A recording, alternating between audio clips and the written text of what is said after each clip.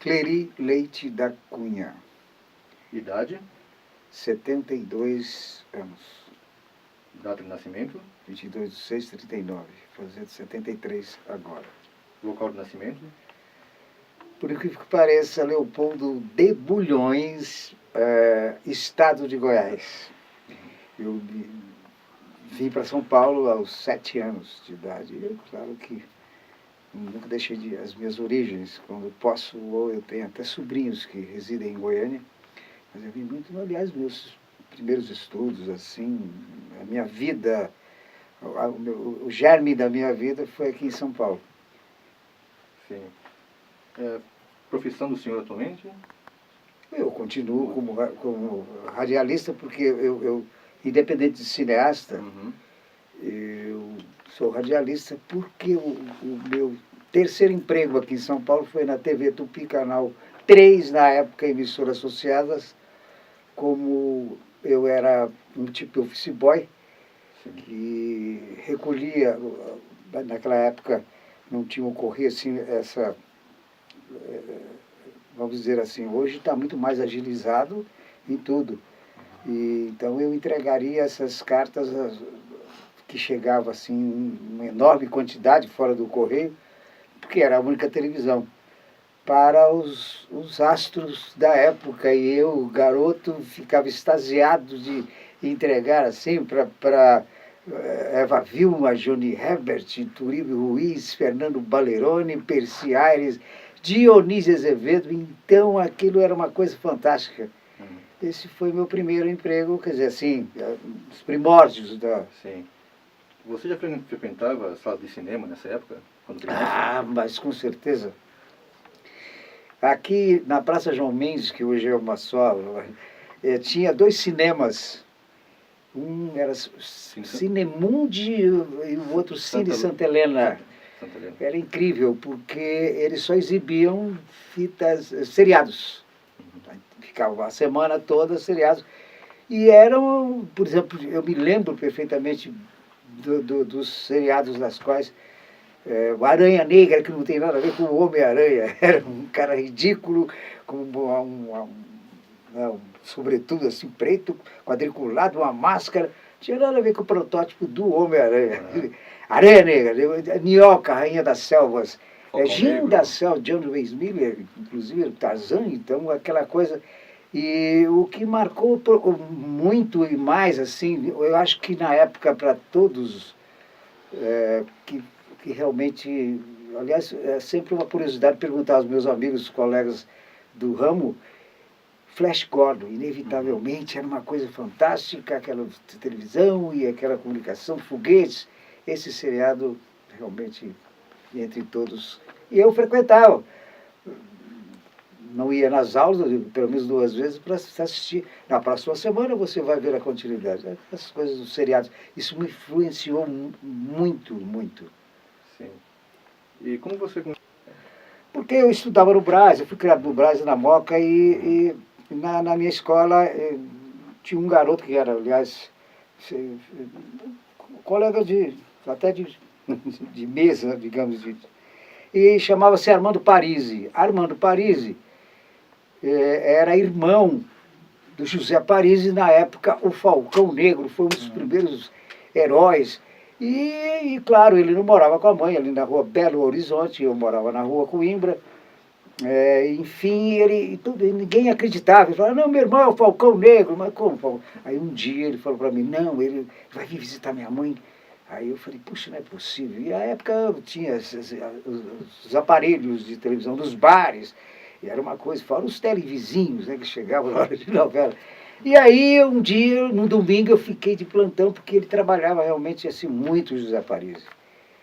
Eis que chega na casa da mãe José Parisi, e eu constatei que, naquela época, eu trabalhava no Banco Auxiliar de São Paulo, na Avenida Ipiranga, para entregar correspondência, porque era a única coisa que eu sabia fazer.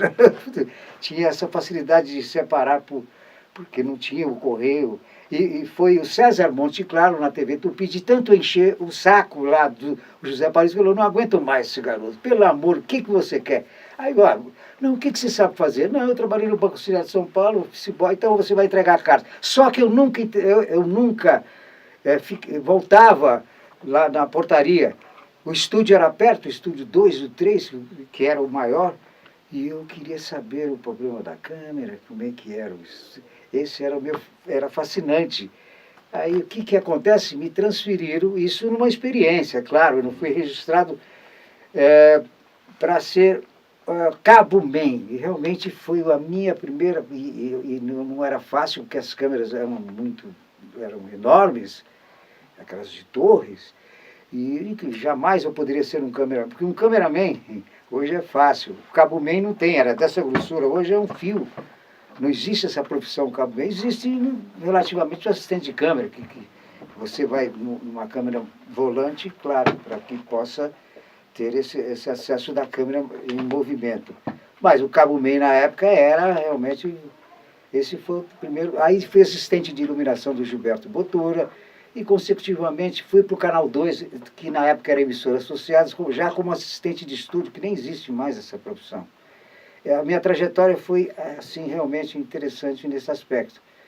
E assim foi a minha primeira formação, tecnicamente, na televisão, para o cinema, quase uma linha paralela, né? Claro. Felipe, você também trabalhou no rádio. Isso foi importante para você se tornar cineasta? Foi, eu acho que na somatória de tudo isso, eu pensando com os meus botões às vezes, porque o rádio é uma forma de comunicação até hoje muito interessante, porque ela não existe o espaço e tempo e nada, você imagina. E eu, com o rádio, eu fui produtor de um programa do Noite Ilustrada, que mais tarde, eu já como diretor de cinema, anos mais tarde, tive o prazer, ele ficou muito meu amigo. Que ano que você entrou na rádio? 1960 e, puxa vida, o Noite já estava despontando, então eu já estava na televisão, eu tinha saído do Canal 2, estava inaugurando a TV, foi nesses meados aí, entendeu? Não, já para 60, por aí, década de 60, por aí. O Noite tinha um programa chamado Noite na América, e eu produzi o programa dele, e consecutivamente fui tendo vamos dizer assim, o rádio-teatro, antes disso, eu ligando uma fata ao outro, já a televisão me proporcionando tecnicamente esse avanço na minha linha, na minha trajetória, porque o rádio-teatro me influenciou também, não só o seriado. Porque eu me lembro Jerônimo, Péricles Leal, Jerônimo Herói do Sertão, porque você imagina, a narrativa e a contra-regra perfeita te realmente transportava ao personagem que você... Como você lê na literatura, né, você imagina o personagem, às vezes tem uma descrição, mas muitas vezes o rádio-teatro, realmente pensando bem, ele me influenciou. Porque esses personagens narrados, a sonoplastia perfeita, nos conduzia na época, e até não tem mais, né? Rádio-teatro não tem mais. Isso também veio fazer parte da minha formação profissional, com certeza. E conta um pouco sobre a sua Ex-Conceição. Isso foi interessante porque eu já no Canal 2, e ali tinha uma linha de programação assim, muito interessante, ao vivo, Maísa, Elisete Cardoso, Miltinho, Aguinaldo Raiol. Era uma semana musical e a outra semana o Raul Rolien, que ele vinha depois, claro, quem é o Raul Rolien? Claro, ele foi um grande baluarte nos Estados Unidos como ator. Ele veio nessa bagagem, foi diretor artístico do Canal 2. Na época não era a Fundação Padre Anchieta. E tinha essa linha de programação musical e, ao mesmo tempo, foi a primeira montagem, digamos, que o Canal 2 era na 230, na 7 de abril. Tinha o Costa do Sol, que era um point de encontro dos cantores e tal. E Hélio Souto tinha um programa de entrevistas no Canal 2. E teve início os teleteatros ao vivo, a Cacilda Becker, Grande Teatro C2, um policial com Hélio Souto, que era um personagem que ele fazia também no Conceição, coisa incrível. Foi aí que eu conheci o Konstantin Kachenko, que era diretor de fotografia húngaro E ele tinha muita dificuldade na pronúncia, ele ficava nervoso, ele não deslanchava na conversação com atores, tá, que ele travava. E ele ficou com muita amizade comigo. E depois, nessa altura, já na minha fase de TV Excelsior, ficamos amigos, claro. Eu tinha já participado do Conceição como figurante, que foi a estreia do Mário Benvenuti, apresentando o Mário, nunca esqueço isso, preto e branco, Norma Bengel, uma fita policial, Celso Faria, a Nick Malville, e eu fui um figurante no filme. Passou-se um tempo, aí, o convite do próprio Constantin, num filme chamado Idílio Proibido, que... É de 71 o filme. 71, você veja. Foi a minha primeira incursão profissional no cinema. Fui assistente de direção do Constantin, por essa facilidade que eu tenho, né, que é adquirida também na televisão, de uma boa conversa, quer dizer, eu sou fluente. Então ele falava, olha, por favor, você falar com a Maria Splendore, pelo amor de Deus. Eu falava, calma, eu vou resolver isso.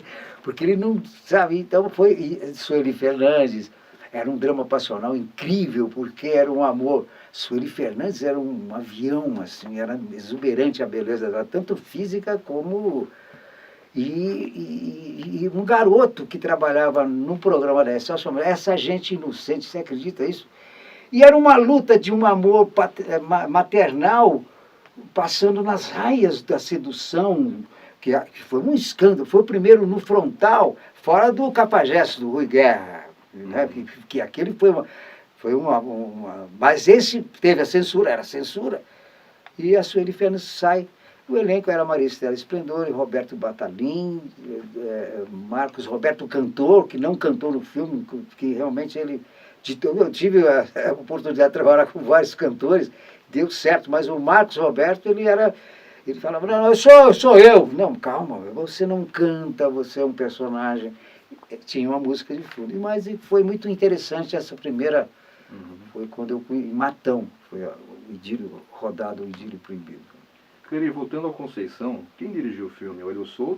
O Hélio, preocupadíssimo na composição do seu personagem, um delegado de polícia. Eu fiquei muito amigo do Hélio, realmente, dele, do irmão, de seu Conte. E ele, claro, ele assinou a direção. Mas, na realidade, quem era um grande técnico, ele não tinha essa verve de comunicação, mas ele sabia perfeitamente os cortes, onde colocar a câmera baixa, alta. Ele tinha esse mecanismo. Eu aprendi no Idílio Proibido, quer dizer, no Conceição foi o Constantin que dirigiu. Sim. Quer dizer, o Hélio assinou, claro, ele mesmo sabia disso em público. Mas aprendi, por exemplo, em cortes, no Idílio Proibido, como, por exemplo, um garoto vindo numa bicicleta e então o carro ia através de cortes, uma coisa incrível. Isso que eu até repeti isso em outros filmes, que assim, mais ou menos no esquema, todo em cortes, que dá realmente uma impressão fantástica, que são detalhes de um atropelamento. Você trabalhou como ator, figurante em outros filmes dos anos 60, mas teve a sua primeira fala no filme do Carlos Coimbra. Foi. Lampião, Rei do Cangaço. Lampião, Rei do Cangaço. E olha que eu já estava militando na 7ª Arte Nacional já há um certo tempo. Mas como ator, interessante isso, porque fui vários filmes. Por exemplo, a primeira direção do Roberto Mauro, que por sinal era diretor de produção do Idílio Proibido, de vários, ele era um ótimo diretor de produção, se tornou diretor, claro, pela função dele. E foi As Mulheres Amam por Conveniência. Eu sou roteirista também, eu tenho vários trabalhos, quase 100 roteiros entre televisão e cinema, vários filmes, mas os filmes que eu dirigi, quase todos, eu realmente assinei a adaptação da ideia e tudo. Mas realmente a primeira fala foi com o Coimbra no Lampião, o Rei do Cangaço. Então, anos 70, após o Idílio Proibido, você começa a pensar em dirigir um filme. Fala um pouco sobre a Profilbras, a sua produtora. Pois é, eu como Constantin, eu fui assistente, fui roteirista, assistente de direção, ator em várias produções, por exemplo, no Maria Bonita, Rainha do Cangaço, eu fiquei doente, não pude concluir. E foi minha parceria, nasceu aí com o Jesse James, que trabalhou, que foi a filmografia dele, a vida dele na televisão do cinema, confunde com a minha. E nós criamos, e nessa época, como é que é? Eu fico muito... Não, fala sobre a Profilbras, como foi Sim, a a Profilbras. criação dela. Então, eu tinha realizado... Jesse James. Eu tinha realizado já essas fitas como assistente do Constantin, e numa delas, Maridos em Férias, eles tinham uma sequência com a Teresa Sodré na Rio Branco, jogando as coisas de um prédio, e o Jesse era o diretor de produção também, e ele falou, olha, tem um moço aí. Eu fazia um personagem, um repórter do Notícias Populares do jornal, na época, hoje é substituído pelo Agora, na época o Notícias era incrível, e que esse rapaz, o Saeb Naim Rons, que foi produtor de 6, montou a empresa, a produtora Profilbras, tinha uma figuração de que ele queria, puxa, deixa eu entrar junto com o Clery. O Jesse, na hora de filmar, falou, olha, esse aqui é o Saib, ele tem 40 lojas de calçado. Eu falei, pô, eu não quero saber se o cara tem 40 lojas de calçado. O que viu, Jesse, você está louco? Não, mas ele fica com você. Eu falei, mas como?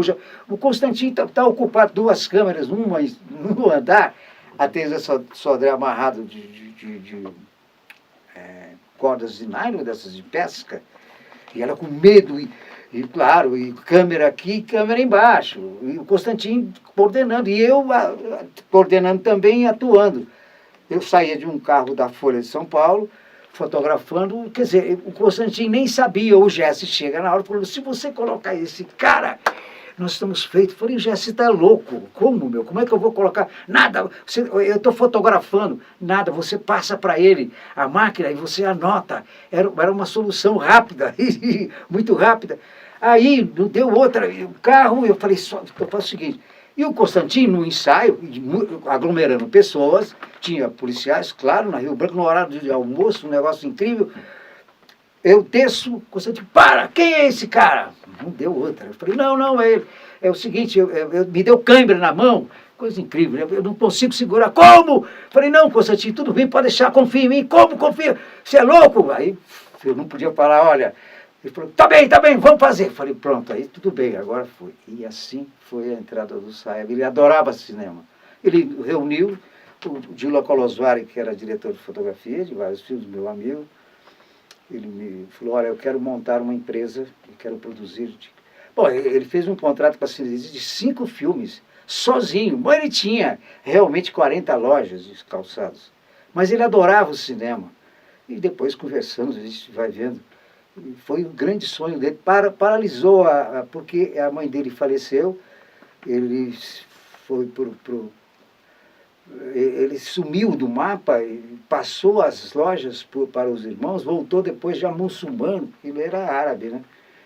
Montou uma sinagoga, ele falou, olha, fica com a empresa, uma coisa incrível, porque as fitas foram dando retorno, e assim foi, a minha primeira direção foi em 72, com os Desclassificados, com o próprio Hélio Souto, a Joana Fon, e foi o Saeb, como é que ele surgiu, foi assim, dessa maneira. E como surgiu assim esse projeto dos Desclassificados? Eu já tinha uma experiência televisiva, e aí por isso que eu digo rádio também, e aqueles programas, por exemplo, eu já tinha o Jacinto Figueira Júnior, que trabalhei junto com ele, aliás, ele começou comigo, o Jesse, na televisão Cultura, Câmeras Indiscretas, depois o Fato em Foco, que o enfoque sempre era o tema policial. Ele não apresentava, ele só foi apresentar o programa O Homem do Sapato Branco quando ele estourou. Mas na época já a gente filmava com o Bell Ovel, aquela câmera de 16mm externas, e simulando batidas policiais. Aquilo era um estouro, era uma coisa assim que ninguém fazia. Eu com a minha, já unindo as duas coisas, conseguimos dar um ritmo assim, completamente sui generis na época, entendeu? Para você ter uma ideia, câmeras indiscretas, primeira gravação, as câmeras eram novas, colocamos uma câmera em cima do Cine Ipiranga, certo? Em frente ao Marabá, tem o Hotel Marabá, muito bem. Sim. Fiz uma cena com o Sabá Medeiros, que foi o Câmera 1, um programa de televisão, um câmera excelente, mas não, ele era meio galanzinho, falei, olha, você fica seduzindo uma mulher aqui. E depois simulei uma briga na Praça da República com esse ângulo de câmera, claro, aqui, você entendendo? E uma falsa trombada em frente do Marabá, todos os planos fechados. Essas são cenas de São Paulo, você vai ver agora, coisas que você nunca viu. Agora, não identificava que era no mesmo local, entendeu? E aonde é o Citibank, uma velhinha, que claro, todo mundo era da atriz, e passa um trombadinha na época, era blá, e sai correndo. Então são cenas infragantes de São Paulo. E assim surgiu essa minha mobilidade de os desclassificar. Falei, puxa, eu vou partir, agora vou assinar. E foi um primeiro assalto que houve na época, no banco. Era um transporte de dinheiro feito, que eles não queriam alugar o Brinks. Era esse o tema. Até os personagens eles assaltaram, se refugiaram, alugaram um quarto próximo à Penha, e coincidentemente nesse dia estava chovendo, eu vi esse fato acontecer. Um guarda foi baleado, uma menininha, e a polícia cercou foi um fato verídico. E a imprensa alimentou muito, eu achei esse fato. Tanto é que eu já teve um festival, já nos estertores da TV Tupi, primeiro festival de teatro amador, eu já como profissional da área técnica. Montei um elenco denominado União Teatral Juvenil, lá no Brás. Esse fato deu origem, eu fiz uma adaptação e eu ganhei o troféu Tupi, menção honrosa como melhor mensagem à juventude na época. Quem foi diretor de TV foi o Mário Pomponê. Isso ficou, mais tarde, se tornou Os Desclassificados. Primeira fita dirigida em 1972. Você teve alguma dificuldade assim nesse primeiro... Porque eu já tinha o senso era muito problema naquela época, mas nós já tínhamos a formação. Por que eles falam cinema da boca? Porque, lógico, é perto de ferrovias, e eles falam, por que é boca? Claro, não citam, por exemplo, a Santa Efigênia, que é o maior comércio ali, mas vai lá depois das 8 horas, é claro. E por que eles falaram boca? Porque as latas de filmes eram incríveis, você sabe disso. E tinha os riquixás nacionais que eram o transporte. Se você montasse na Paulista ou aqui, por exemplo, na Augusta, você teria que ir lá na Sorocabana, Estação da Luz e rodoviária, que era ali em Junção. Aliás, no mundo todo é perto, na época. Hoje já a coisa modificou, né? Você pega 20 DVD e a coisa... Mas como é que você ia transportar? Então eu falava, Cinema da Boca. Já fluía bastante lá a Rua do Triunfo, que foi um marco realmente na história do nosso cinema. Clarice, o filme seguinte foi A Pequena Órfã. Por que você decidiu transformar uma antiga novela da TV Excelsior em longa-metragem? Porque ela me gravou profundamente, e porque na época a TV Excelsior tinha algo assim, aliás, que hoje não tem mais isso, eu acho um erro. O seguinte, todo técnico, a produção, não ficaria apenas num determinado núcleo de produção. Então, eu, por exemplo, ia ser assistente do núcleo de novelas, que eram gravadas lá em São Bernardo, nos estúdios da Veracruz, incluindo A Pequena Órfã. Então, você passava por musicais, novelas, jornalismo. Numa dessas, fiquei uma semana assistente de quem? Do Dionísio Azevedo, um grande mestre. A Pequena Órfã, incrível essa novela. E, veja bem, quando eu fui assistente, a Patrícia Ares tinha 6 anos. Quando eu realizei o filme, ela já tinha 13 para 14 anos. A mesma atriz da novela fez o filme. Foi só os dois, o Dionísio, senão ficaria uma... Enfim, isso me gravou a repercussão da novela, e era o Saib falou assim, olha, é o seguinte, vamos furar um tipo de uma... Porque teve início a época do cinema erótico, ou seja, os temas teriam, por exemplo, comédia, drama, policial, tinha que ter a mulher, tinha um maldito banho, que você não tinha nada a ver com o roteiro, todas as atrizes famosas sabiam disso, e você tinha que mostrar a mulher nua, não tinha como, entendeu? Aí ele falou, vamos furar a barreira, quer dizer, já tinha os Trapalhões, claro, mas sabe, olha, veja bem, eu comentando com ele, é meio temeroso. Não, mas você não tem... Aí eu lembrei da Pequena Órfã, e não deu outra, eu ganhei o prêmio com o melhor filme do Festival de Cinema de Resende, melhor filme. Essa adaptação foi muito gratificante para mim. Sobretudo por eu ser assistente do Dionísio Azevedo, um grande mestre, e 8 anos mais tarde eu dirigi os dois, e a novela é linda, e o filme também, porque eu fui muito feliz nessa adaptação para o cinema. Depois você trabalhou com assistente do... A Órfã, e ele em seguida tinha um projeto dentro do mesmo que eu disse agora, o cinema erótico, Sim. Que foi denominado porno chanchada, que na realidade não era porno, não era porno. O cinema pornô é uma coisa que confundia as pessoas. Porque a televisão até superou os temas eróticos e até em encenações mais violentas, porque tinha censura. Você até passava um pouco a mais, porque realmente a censura é que nos dava um equilíbrio nisso. Então, foi uma co-direção com o Dionísio. Mas eu não pude, eu falei, não, pelo amor de Deus. Eu fiz até uma participação como ator. Qual foi esse filme? A Virgem. Nuno Léo Maia, Tony Tornado, Nádia Lippe, e Cadu Moliterno, um elenco assim espetacular. Todos eles no início de carreira, mas... foi muito gratificante também. Outra co-direção que você fez foi no filme Macho Fêmea, com o Di Fraga. De Fraga. Foi o meu... Aliás, no pensionato de mulheres, na Profilbras, que a Profilbras foi assim, né? Se não fosse acontecer, já estaria até hoje. Porque o Saib falou, fica com a firma.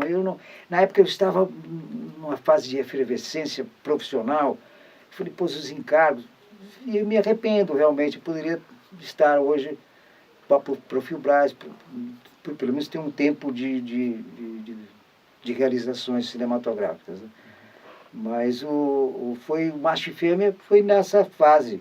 Eu já era diretor. Você vê, o Constantin me chamou para ser... Eu já era diretor. Que eu tinha feito o roteiro para ele como Vitalo Disquite. Foi a última fita dele. Ele faleceu logo em seguida do filme. Eu não podia falar não ao Constantin.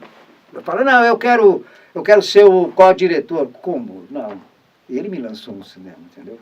E na Virgem fui co-diretor do Dionísio Azevedo. E ele já estava cansadão. Todas as estelas eu fiz e tal, dentro do que ele queria. E foi muito bom a Virgem desse filme. E como surgiu a ideia do Pensionato de Mulheres? Parece que houve a colaboração da Joana Fon na história? Não, é porque ela tinha... Ela participou no Os Desclassificados, né? E o Astolfo Araújo, o marido dela, era meu amigo também, e ela estava em plena sessão artística, ela tinha um filme atrás do outro. Acontece o seguinte, nós ficamos, num dia após o lançamento dos Classificados, nós fomos jantar juntos, eu, o Astolfo e ela. E aí ela falou, pô, Clary, o que você está pensando? Eu falei, não, eu tenho alguma coisa, mas... Falou, olha, eu tenho 4 histórias de um pensionato. Aí quando ela disse isso, eu falei, puxa, porque eu também tinha 4. Quer dizer, ou seja, a ideia, um esboço de ideia era o seguinte, várias personagens, cada uma de um caráter diferente, uma comerciária que, por exemplo, trocava de namorados como se troca um vestido, uma camisa, uma menina do interior, os chavões, que poderia uma menina do que vem, enfim, a menina de boate, quer dizer, isso era uma ideia. Coincidiu, eu falei, deixa ver, E eu tinha as histórias de um Nimbus, e assim ela é a autora do Pensionato de Mulheres. Não entrou no filme porque ela estava também filmando, foi impossível, ela estaria no elenco do filme. Em 75 você lançou uma comédia erótica, que é o Faço Ela Sente. Fala um pouco a respeito desse filme. Já estava realmente assim, todo o galope, digamos assim, o cinema, né, a pôr chanchada. E, claro, eu não poderia deixar de estar no filão. E esse foi o terceiro, o quarto filme do Fagundes. O Fagundes, incrível, ele deu... Bom, um grande astro, um grande ator, sem dúvida. Mas ele estava... Tanto é que ele não parou nunca mais, né? Aí eu... eu falei, poxa, no roteiro já... Falei, nossa, bicho... Eu me baseei nos Irmãos Corsos. Eu teria que ter uma comédia totalmente assim, diferenciada. Os Irmãos Corsos, é o seguinte, irmãos gêmeos, né? Chipófagos, já não, já é outro problema. Tanto é que nesse filme não existe homem e mulher. Eu criei algo assim, por exemplo, são dois irmãos que nascem, a mãe vem a falecer no parto, e eles são unidos pelos padrinhos. Na operação, tá, a mãe morre e tem, um é criado por uma família abastada, tradicional, e outro de uma família pobre, de classe média, que fazem um pacto para não revelar nunca essa combinação que fizeram. 20 anos depois, dependendo do grau emotivo de cada um, transmite para o outro. Foi feito como já como, se eu fosse você, né? Daniel falou, pô, mas você, bicho, né? Na época você foi, que ele partiu mais para o espiritismo, uma coisa assim de tomar. Não, ali era reações mesmo, porque os irmãos Corsos, um é bandido, o outro é mocinho. Um está açoitando e é realmente um fato de que um irmão sente alguma coisa. Partindo desse princípio, são dois irmãos, então ele começa a ter reações femininas e ela masculinas. Esse é o fio condutor do Eu Faço, Ela Sente. Que briguei com Oswaldo Massaini, que ele falou, não, que era incrível coincidência o título, tanto é que tem um subtítulo. Uhum. Aí, Eu Faço, Ela Sente, falei, pô, mas o que é isso? Como é que eu faço? Porque ele para provar a sua masculinidade, ele transa com as duas meninas, falou, não, eu estou legal. E uma série de coisas. Então, o que ocorre? Vem com esse título, Eu Faço, Ela Sente. Falei, meu Deus. Falei, olha, eu sou sábio, eu não quero nem, ó, isso aí vocês estão deturpando. Aí o Massaini falou assim, olha, se fosse uma produção estrangeira, italiana, tal, um próprio americano, então esse título era a incrível coincidência. Agora, pô, você quer o quê? Pô, o Fagundes está aí, né? Pô, então veja bem o tema que você... Eu Faço, Ela Sente, quer dizer... Mas não tem nada a ver. Tem. A hora que você vier receber aqui, você vai concordar comigo. E não deu outra, né? Isso, eu nunca esqueço, realmente, são os parâmetros da... Né? E como você se envolveu no filme Chumbo Quente, 77? Pois é, porque eles dizem assim que eu tenho uma tendência, claro, policial eu gosto muito, mas eu não sou um diretor.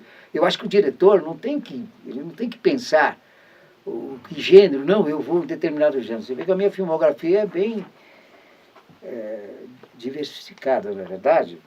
O Chumbo Quente eu estou no interior, onde eu estava, em Mogi Mirim. Lá foram as filmagens? Onde foi feita a filmagem. Aí eu estava vendo uma locação, não me lembro não me lembro. Aí todo mundo cansado, falei, vamos. Aí circo teatro. Pô, Léo Canhoto, Robertinho, aí eu estou no barzinho tomando cerveja com a equipe e tal, o diretor de produção estava vendo locações. Um outro filme, nem pensava... Chumbo Quente. Nem pensava, não passou nunca na minha cabeça. Falei, um dia eu posso fazer assim, alguma coisa, um filme rural. Entra o Léo Canhoto e o Robertinho num caminhão e uma bandinha, que coisa incrível isso, né? E eu falei, puxa, mas esses caras são famosos, né? Porque, mas aí tinha alguém que falou, você não sabe o que eles fazem no palco. E fui, aí não foi inevitável, eu fui lá no Circo Teatro. Sabe o que acontece? Violão que atira, muleta que atira, baú que atira. Na época tinha aqueles filmes do Trinity, entendeu? E eu vi que ele tinha essa conotação do personagem lá, do que o Terence Hill magistralmente fez com o Bud Spencer, na verdade. Quer dizer, o cavalo, quer dizer, ele não tinha, né? Ele vinha uma mula com cadeira e tal, que ele não entrava no palco, ele entrava assim, ele entrava no público, puxando, falava, você falando com a mula. E depois um esquete, um tiroteio terrível. Eu falei, puxa vida, daí eles vieram falar comigo, porque eles eram muito queridos, eram de nome assim, eles tinham um avião, era mais ou menos. Até o Léo Canhoto, todos os grandes nomes da música sertaneja já gravaram com ele, até o Tunico Tinoco. O autor é ele. Enfim, eu vi aquela parafernália num papo. Falei, puxa vida, mas olha, esse cara, se fizer, ele topou. Eu falei, pô, você tem tudo para... Daí que surgiu a ideia do Chumbo Quente, foi porque eu fui assistir esse espetáculo com o Léo Canhoto e o Robertinho. Achei fantástico. E foi fácil dirigir a dupla? Olha, você tocou num ponto nevrálgico, porque é o seguinte, o Léo, uma capacidade intelectual incrível, mas ele é completamente diferenciado do modus vivendi do Robertinho crente. E ela não toma nem Guaraná, né? E o Léo, todas.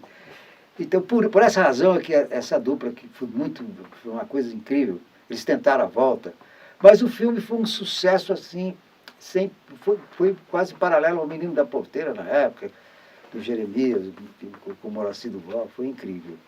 E foi muito bom. Agora, é difícil filmar com animais, nossa, como com criança também. É uma coisa que, né, não é fácil, realmente. O Léo Canhoto, que pensava fazer um filme, um Bang Bang, contratando o diretor italiano. Teve essa influência de faroeste italiano, Trinity na época? Ele pensava no Sérgio Leone. A opção foi para o Clericunha, porque nós tomamos um porre juntos. Ele falou, você é legal. Eu falei, pô, tudo bem, então vamos nessa.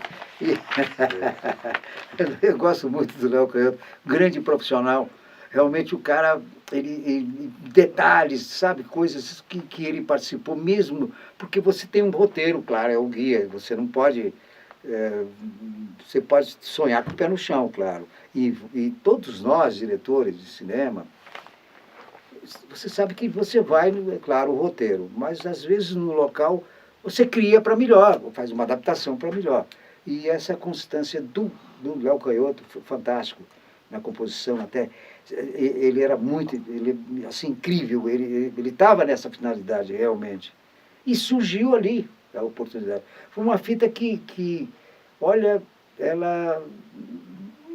Claro que no Nordeste, Bahia, tem outra, mas a fita foi em todo o território nacional muito bem aceita, o Chumbo Quente.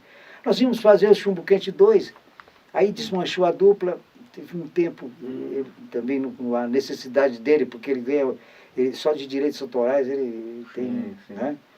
Mas, por exemplo, hoje, se for o caso, eu já tentei, porque é uma fórmula que está aí, a fita aconteceu. Dos dois já mais velhos, contando, aí entraria até os trechos do Chumbo Quente 1, digamos assim, e aí poderiam criar um ou outro problema para eles resolverem da última vez, sei lá. Até um preâmbulo da coisa. Talvez até aconteça, quem sabe. Uma curiosidade, na cena do bar, no Chumbo Quente, aparece um imitador do Mazzaropi. Quem era esse ator? Compadre Moreira. Padre Moreira. Compadre Moreira. Bom, o Léo, ele tem uma infinidade de amigos, colegas, acróbatas, pessoas. Por exemplo, não sei se você lembra, tem uma cena de um tiroteio até muito parecido com aqueles personagens do Sérgio Leone, de uma capa, a capona. E ele era acróbata de circo. Ele sai correndo e dá 3 saltos mortais, assim, uma coisa incrível, e pá, no cavalo e vai embora. Quer dizer, e isso, uma das coisas do Léo, claro, ele falou, olha, sou meu amigo, compadre Moreira. Aí eu olhei e falei, pô, mas o cara é do Mazzaropi, né? E ele já fazia shows, o compadre Moreira, grande figura, ele fazia rádio, tudo isso. Todos eles eram profissionais.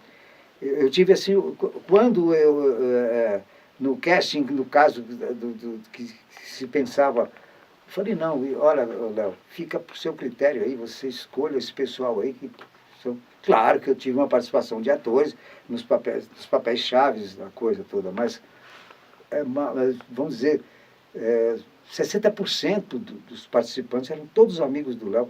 Inclusive esse personagem que faz esse salto mortal era uma figuração. Estão tomando aí, então eles estão procurando os assassinos lá do irmão e tal. Há um tiroteio. E ele falou para mim, eu fiz um ensaio, veja que coisa incrível, né? Porque assusta qualquer um. Se você não está esperando alguma coisa, você para. Eu não, eu com a minha habilidade de televisão, está acontecendo, vamos. Somente eu fui um dos diretores do Aqui Agora e saía para a rua mesmo, na época, não tinha helicóptero como hoje tem, motolink, essas coisas todas. Era batida por... Hoje os policiais gravam, não é permitido mais, já tem o seu cinegrafista, porque olha o que eu vi, não era brincadeira. Em 78 você lança O Outro Lado do Goi, Liana Duval. Como surgiu a ideia de fazer esse filme? Aí, ó, é o tema policial. Se um comparativo existe entre Os Desclassificados, O Rei da Boca e O Outro Lado do Crime, já isso... tanto é que o Gil foi comigo. O Silvio Santos falou, pô, ele na época comprou O Outro Lado, que era uma produção da Topázio. Eu já estava fazendo vários filmes para outras empresas. E ele falou, pô, Gil Gomes foi para a televisão. Esse era um campeão de audiência dos contos especiais que ele fazia aos domingos. Aquela história do sapateiro, pacato, casado, sem filhos, com a mulher, que é magistralmente interpretado pela Liana Duval. E ele conhece, ele levava o carro, aquele negócio todo, de ir no estacionamento, pegava, ele tinha a sapataria dele lá em Jabaquara e morava em Santana. Então aquilo durante anos, até que um dia ele conhece uma menina, que é a história, você vê o filme, né? Aí o que ocorre? Isso, o Gil narrava isso, vinha, ele falava, pô, aí eu fui ler essa história, falei, puxa, que coisa. E quem desvendou foi o Porto Seguro. Esse Porto Seguro, um agente que elucidou juntamente com o Gil Gomes. Essa foi a ideia. E eu olhei o tema, por exemplo, é um policial completamente fora da marginalidade que normalmente se impõe nos filmes de ação policial. Sempre tem a parte da baixa marginalidade, né? Você está entendendo? Como o caso do Rei da Boca, tem 500 mil palavrões. Nos Desclassificados não tem um. Não é porque não tinha necessidade do cara falar, você está entendendo assim? É incrível. E sabe que eu não notei isso? No 34º Festival Internacional de Cinema, eles foram fazer uma pesquisa da época de 72. Aí o Gregório 38, ele foi selecionado, os desclassificados do Alex Prado. Você vê que são o Gregório 38 e o Bang Bang. O Desclassificado como um filme policial diferenciado dos outros, porque de uma certa forma... E eu não notei isso, juro por Deus, tem uma cena lá, eu e o Carlinhos Franco, que na época que ele fala... Eu disse até assim... ele fala, olha, não fica andando, não sei o quê. Aí eu tinha que falar assim, olha, não sei o que é a sua mãe, aquela vaca, aquela puta, entendeu? Assim, um diálogo agressivo. Você sabe que foi ensaio, eu falei isso, a sua mãe, aquela vaca, aquela puta, entendeu? Assim. E na hora que fui rodar, eu não sei que, não falei nem vaca, é a sua mãe. Pô, aí, falei, nossa. Eu analisando, perguntando para o Leão Cacoff, né? Ele falou, por que a comissão dele... Ele falou, porque a fita não tem um palavrão. Eu falei, puta, fizeram uma remasterização da Petrobras e estão fazendo o Rei da Boca também agora. Certo. Que Você vê o Carlão, né? O Carlão, vocês gravaram o Carlão? Não deu tempo. Cara, Chamar? não deu tempo. Puta, aí, tá vendo? Puta, Perdeu, né? Ainda bem que vocês gravaram o Mujica, porque ele não estava muito bem, hein? O cara, Ele tá. não. Vocês gravaram ele, né? Gravamos. Tá. Mujica, foi outra equipe, mas Então, mas você vê, e o Mujica também não está bem. Ele tá fraquinho, né? Agora você vê, o Carlos Echembá faz parte, nossa, o cara, tá vendo? Seria um, né? Como o Candeias, né? O Candeias gravaram? Não, né? Não. Deus não deu tempo. Quer perguntar sobre o Carol? Cadê esse? Cabe aí? não. Não, vamos seguir. Pio Zamuner, por exemplo, né? O cara, né? Então, Clay, foi fácil dirigir o Gil Gomes no outro lado do crime?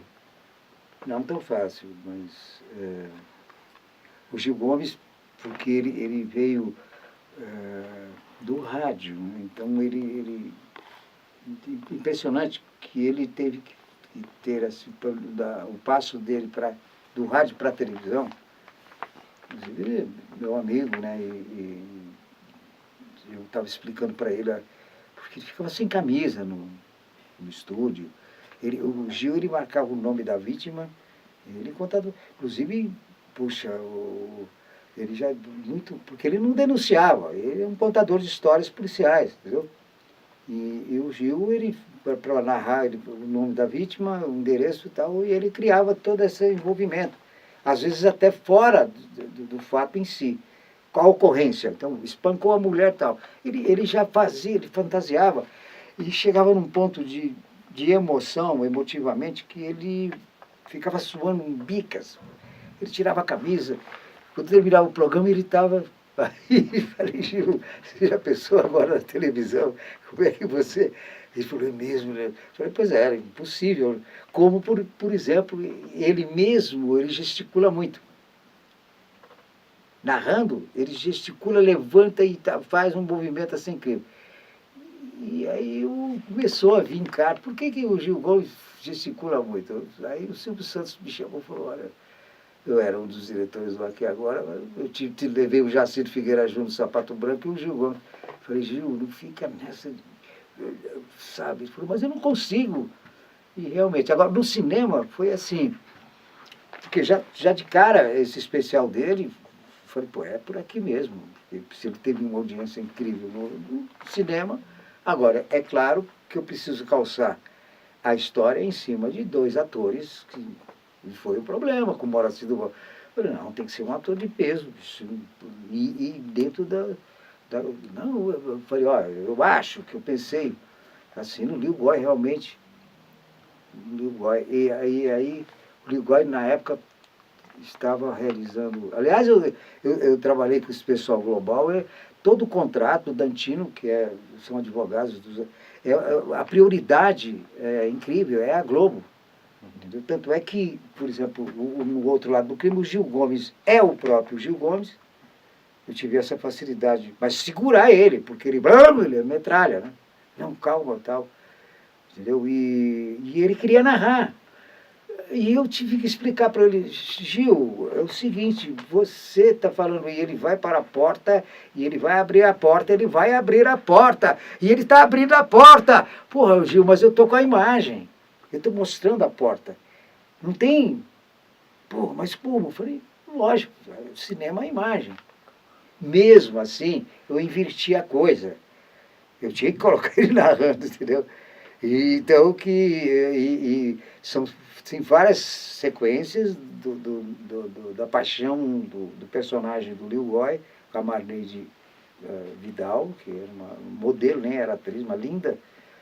E eu fui criando, eu tinha diálogos, eu fiz uma readaptação, mostrando sequências do namoro deles, para que o Gil pudesse narrar, porque ele também entrava em ternura.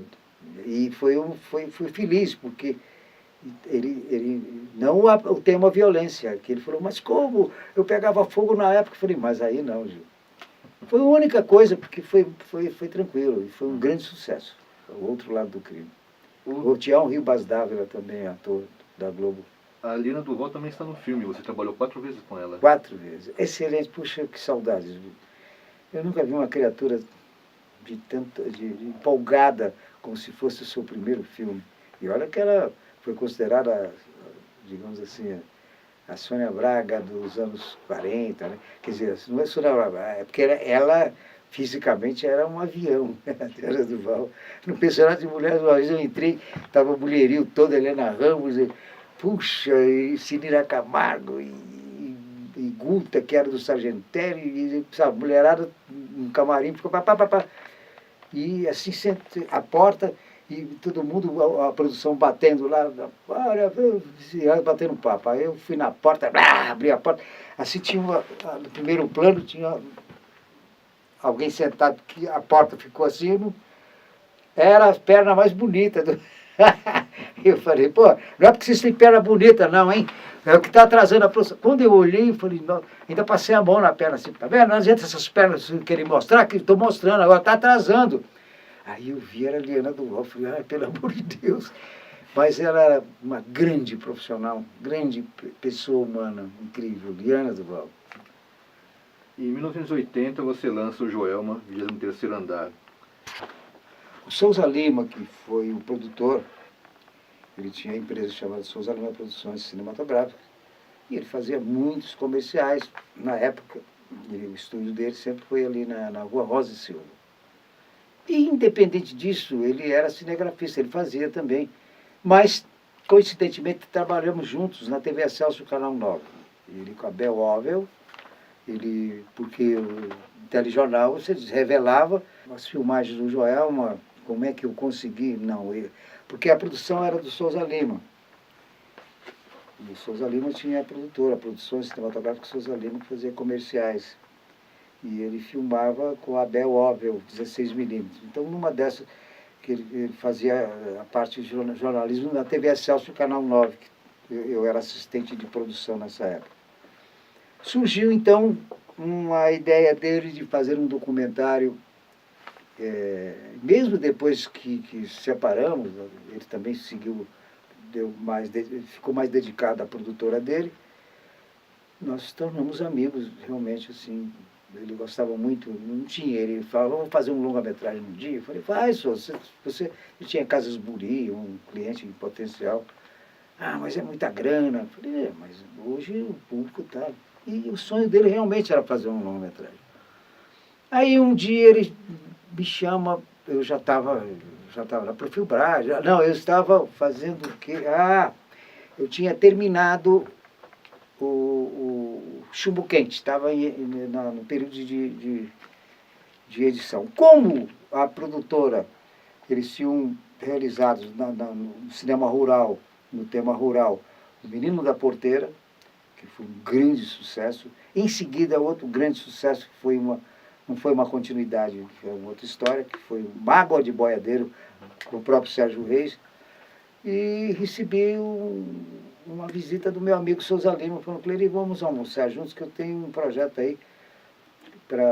E eu estava para realizar já estava em produção, o Outro Lado do Crime. Falei, Souza, eu estou compromissado aí. Ah, mas eu te espero, mas não é para agora, não. Vamos, que eu vou te passar a ideia. É uma fita rural. Você tá com a mão na massa? Chumbo quente. E fomos nós lá na Rosa e Silva. E aí aconteceu o seguinte. Ele falou para mim assim, eu queria que você me ajudasse. Não, peraí, eu estou confundindo a história. Anterior a isso, eu chego rapidinho. Anterior a isso, ele isso antes, bem antes, de 74, olha, eu já tinha dirigido o Desclassificado, já tinha dirigido a Pequena Órfã, já estava estava na Virgem, do Dionísio Azevedo. Ele chega para mim e fala, Clery, eu vou fazer um documentário sobre a extinção do teatro de revistas em São Paulo. Tá. Então, ele tinha um estúdio, não era nem na Rosa e Silva, essa época, na Rua dos Andradas, ali. Então, no Angabaú existia um teatro de alumínio, por incrível que pareça, era um teatro de alumínio. Era sócio, Costinha, Dercy Gonçalves, Colé, e era o lance que era um sócio, parece que uma das vedetes, puta, não me lembro qual o nome, eu me lembro, a Marli Marley, é um pessoal que montaram numa concessão da prefeitura por um período de... Só que já estava quase 2 anos lá. Ele ficaria, para você ter hoje está cercado, é terminal, sempre foi terminal ali. Mas era no começo, um pouco para cá, da 23 de maio, que sai do e começa o fluxo da 23 de maio. Era para cá, esse teatro. Hoje já está até cercado ali, né? Mas era naquele local. Eu encontrei com ele, era 9 horas da manhã, no estúdio dele, tinha uma foto que mostra os prédios de fundo, o viaduto, tal, que já tinha, tá? E o teatro. Ele filmou isso e tinha o Netinho, nunca mais vi esse câmera, tudo era bom, pacas. Ele falou para mim, escuta, Clery, aí o Galante, o AP, Galante eu tinha marcado com ele, no Tucuruvi, ele tinha um estúdio lá, o Galante. Ele queria falar comigo em relação de um filme. Tá. E o Souza falou, pô, Clery, e nós estávamos ali na Praça Júlio Mesquita, que existia o Teatro Natal. O Teatro Natal, hoje é um estacionamento, foi demolido. Ao lado tinha um cinema ali, que também hoje já, não sei, não me lembro o nome do cinema, tem até o prédio, tem lá, é do R.R. Soares, o bispo aí. Tem a igreja que era o Cinemetro e tem esse outro. Muito bem, ali no meio era o teatro. Aí ele falou, você não quer ir comigo lá no Agabaú? Eu falei, não, Souza, eu não vou porque eu vou falar com o Galante. E pá, e fui embora. E ele foi. Aí ele foi, como eu estava com ele na coordenação, ele falou, fala pro Netinho aí, Rubinho Netinho, menino, não sei... Nunca mais vi, eu queria levar ele para aqui agora, porque o cara era esperto. Eu falei, você carrega 3 chassis de 16 milímetros. Por isso que deu também o problema de ter as cenas reais, porque era 16 milímetros. Aí ele entendeu que foi 6 chassis, que era menor, chassis na câmera. E ele carregou. Aí ele falou, quando eu fui embora, ele falou, pô, bicho, por que vai filmar lá? Eu falei, pô, mas eu falei, olha, nem fala nada, porque o Souza vai ficar bravo com você. Ele é nervoso. Deixa quieto, deixa quieto. Fala que você entendeu isso. Vai lá e faz o seu trabalho. Eu fui embora. Você sabe que quando eu estava chegando lá no estúdio do Galante, para a rádio, pega fogo, pô, eu levei um susto. Porque ele chegou no local, viu, levou a foto, viu o local, estava com a Kombi, câmera de tripé, 16 milímetros, tá, centralizou, porque ele sabe, falou, olha, então vamos gravar. No exato momento era 8 horas, 8h30, 15. Ele está aqui, com a câmera, Kombi, atrás o Joelma. Aí rompe o incêndio. O que ele fez? Virou a Kombi, que era uma distância, vamos dizer, de nem 200 metros, e começou a filmar. Desmaiou, o incêndio foi devastador, foi muito intenso. Quando veio a televisão, que naquela época já era, o que ele tinha, então é que ele vendeu para o mundo inteiro isso aí, entendeu? Ele vendeu para o mundo inteiro essas imagens, para a televisão, até a Globo, tem todas as cenas reais, bombeiro e tal. E aí, anos mais tarde, quando, voltando agora, que eu, né, claro, você confunde, passou-se o tempo, eu tinha realizado o Chumbo Quente, e ele me chamou para falou, olha, você vai ler esse roteiro, é uma fita rural. Marcelo Costa, que era o diretor, era apresentador do programa sertanejo da televisão Record. E nós estamos almoçando e tal. Ele falou, olha, Clery, então, eu falei, vou dar uma lida no roteiro. Sai no restaurante, levanta um amigo do Souza Lima e fala, Souza, puxa vida, você... É o seguinte, estava com um livro. Falou, você, pô, lê esse livro. Ele falou, por que eu tenho que ler o livro? O livro chamava-se Somos 6, que era a história, psicografado por Chico Xavier, e era a história de 6 pessoas que morreram na tragédia do Joelma. 6 personagens. Aí, como? Porque você tem o filme, você tem aquele documentário que tem Então aqui, ó, o Souza meio cético, ele sempre foi meio ateu, assim, né? Ele falou, mas, pô, Chico Xavier... Aí me interessei, porque, pô, o Chico Xavier era um grande nome, né? Pô, falei, pô, aí eu li o livro, Somos Seis. Aí eu falei, pô, Souza... Aí ele falou, pô, você tem... Porque são 6 personagens que morreram no incêndio. Naquele exato momento, acabou-se o projeto do filme sertanejo do Marcelo Costa e nasceu Joelma, 23º Andar. E como foi a relação com o Chico Xavier? Muitas filmagens que ele Foi aparece no incrível, filme. incrível, incrível, incrível. Porque aconteceram realmente fatos inexplicáveis. Porque, pô, eu tenho, até hoje eu vou tomar um passe, eu fiquei mais adepto. A minha mãe era... não existia esse termo kardecismo, existia a mesa branca. Sim. E meu pai era um católico fervoroso. Eles brigavam como cão e gato por causa disso. E eu via minha mãe frequentar o centro. E todas as religiões. Eu tive um irmão meu que faleceu, eu senti necessidade de fazer uma prece, que eu não fui no enterro dele, que ele faleceu lá em Goiânia, ele estava fazendo campanha política, ele era um orador incrível, e ele foi para lá fazendo a campanha, o avião teco-teco caiu, 4 pessoas, jornalistas, morreram nesse... Eu não queria preservar a imagem dele vivo. Não fui, eu entrei numa igreja, me deu uma vontade, era umas 6h30, o horário do enterro era 5 horas, eu estava na Vila Mariana, não esqueço disso, vi uma igreja, cânticos, entrei, rezei o que eu sei rezar, Pai Nosso, Ave Maria e tal, e o que acontece quando eu olhei, essa igreja não tinha nenhuma imagem, nada, era uma cruz, era uma igreja pentecostal. Meu alívio foi incrível. Então eu sempre... A religião é Deus acima de qualquer coisa. E o espiritismo, eu sempre, devido à minha mãe, eu frequentei até, e claro, fiquei mais adepto, porque eu tive o prazer, assim, imenso, de ficar com o Chico Xavier, uma personalidade muito grande do espiritismo, e ele emana algo, assim, realmente incrível. E o problema todo é que nós não iríamos contar a história de 6 pessoas, porque iria dar 6 longas-metragens. Eu sintetizei, quem fez o roteiro foi a Dulce Santucci, na época era novelista, escrevia novelas, inclusive o Pai Celso, o Globo, ela fez alguns, ela é grande escritora de novelas e de literatura também. E ficou muito intenso. O que acontece? Eu adaptei para um personagem. E foi assim que surgiu, porque, claro, é o único filme no mundo que tem a participação do Chico Xavier. Entende? Não tem, ele recusou realmente todas as propostas e tive o contato por 10 dias com o Chico Xavier.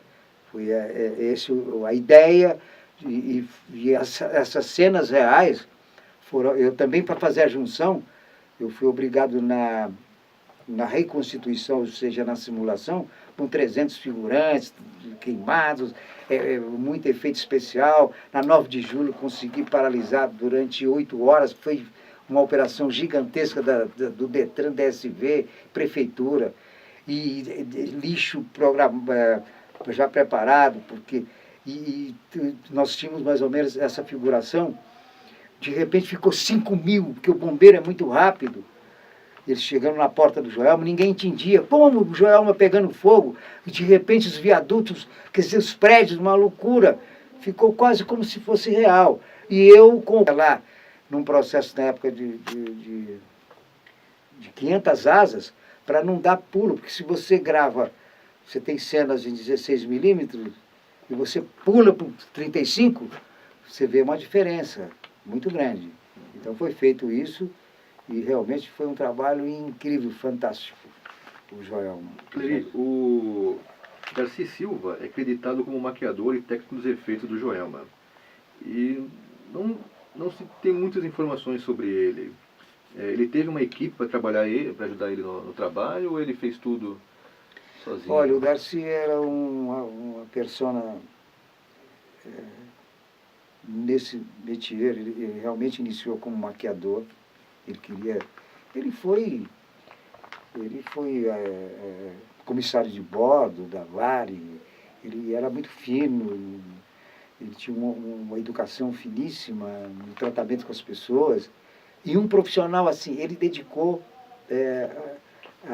ele foi se aperfeiçoando em maquiagem, fora da maquiagem normal, em efeitos de maquiagem, cortes, essas coisas. Depois ele foi se aprimorando. Bom, ele comunicava com os estúdios do Lucas, do Jorge Lucas. Ele recebia uma revistinha.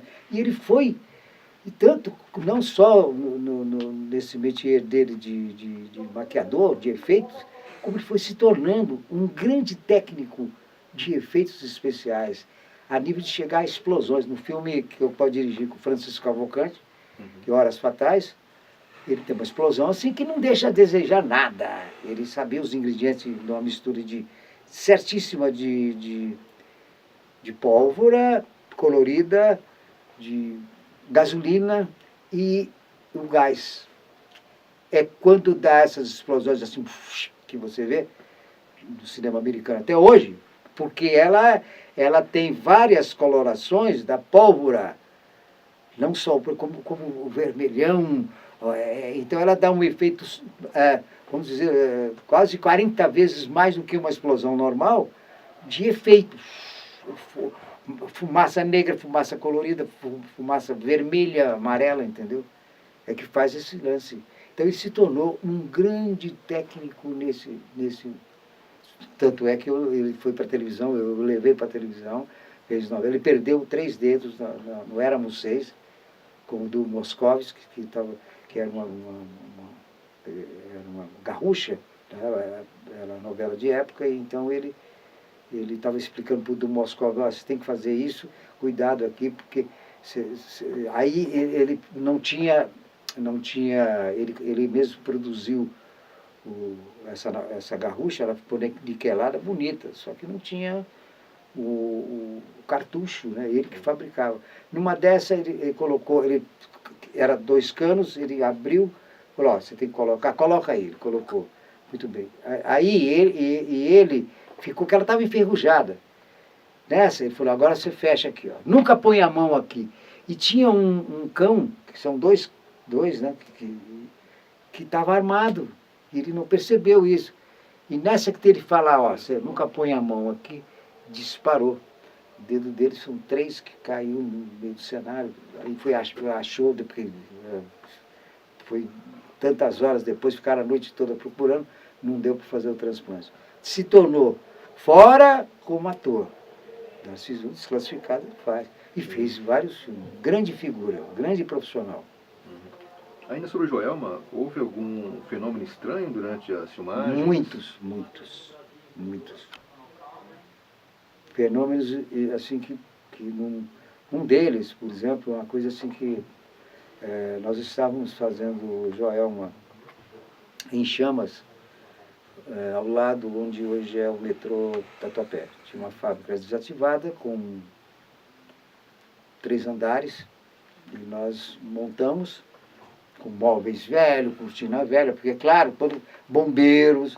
Nesse dia, inclusive, era a cena da Beth lá, morrendo e tal, e a atriz se jogando, depois tinha fusão na montagem e tal, de pessoas reais, né? Então, o que acontece? Quando você joga gasolina nesses móveis e cortinas, você não sabe se é velho ou novo. Aí o bombeiro apagava, tinha que mudar a câmera e tal, entendeu? E punha gasolina de novo e isso aconteceu o seguinte, a Manchete, a revista na época, a Veja, Estado de São Paulo, um filme que viveu realmente. Até aí, o problema do espiritismo, estava todo mundo ligado. Como se você analisar o Joelma, claro que ele tem a conotação de um filme tragédia, mas ele também tem o seu lado espiritual. Ele não é... Eu fui fiel à transposição da narrativa mediúnica do Chico Xavier, certo? Mas aí estava esse pessoal da imprensa e o Ari Brant, que era o fotógrafo de estilo, casado até hoje com a Rose Campos, uma grande atriz, e ele era Kodak, que está vendo até a exposição que tem aqui no MISA. Falei, puxa, fazer um filme numa época que tá aí, né? Tá o acervo que eu... Muito bem, então ele era filme Kodak.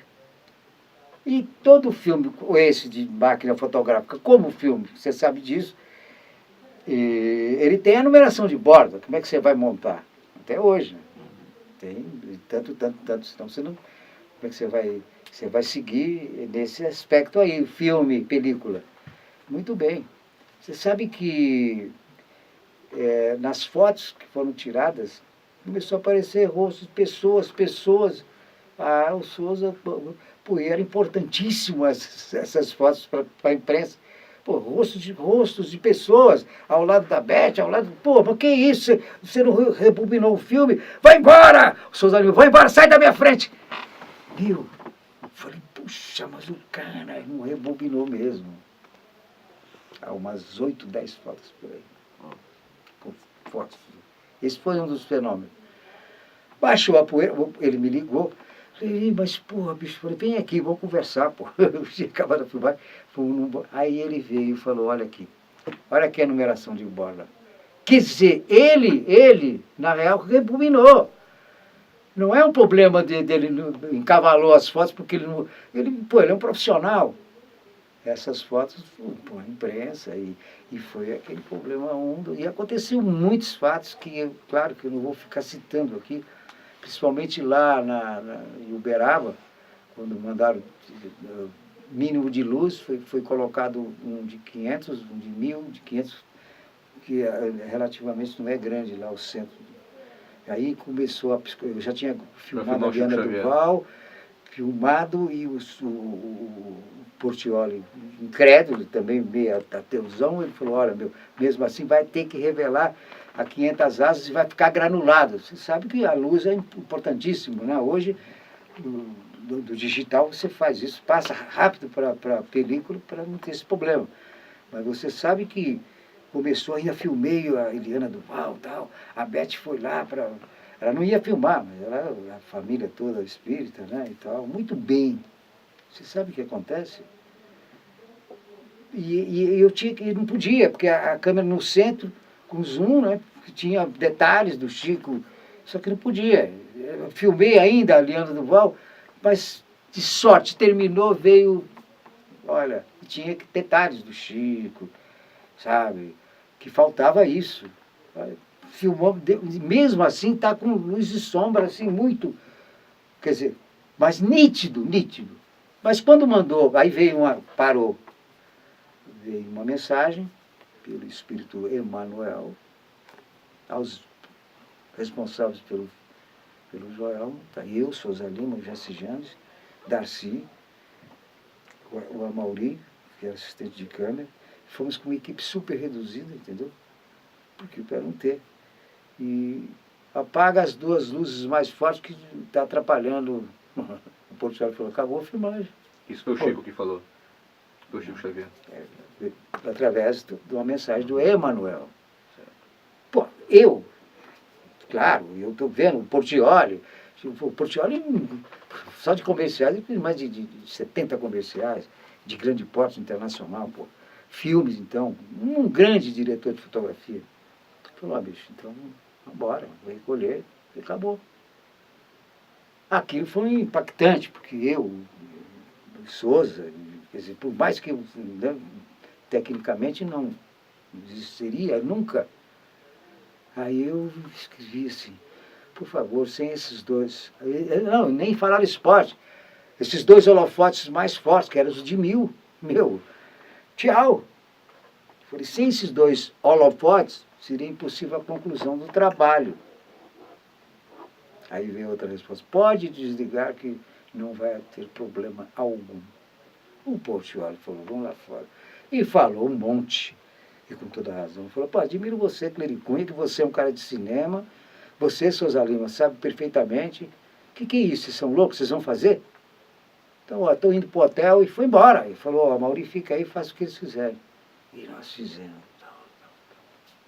Uma curiosidade de chegar em São Paulo, aqui na Líder, e aí tinha as cenas externas que nós tínhamos feito, aí veio justamente as externas primeiro, né? Pela lógica teria que, você está entendendo? Já pedimos com urgência lá eles, no boletim de cada sequência que você faz, tem um boletim pedimos as sequências interior noite. Aí houve veio justamente o que nós iniciamos.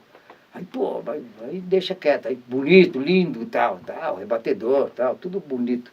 Quando apareceu a sequência, está no filme, está no início, uma coisa incrível. Parecia que tinha dobrado mais de 3 mil, 4 mil, como se fosse mesmo a iluminação para dar aquele efeito.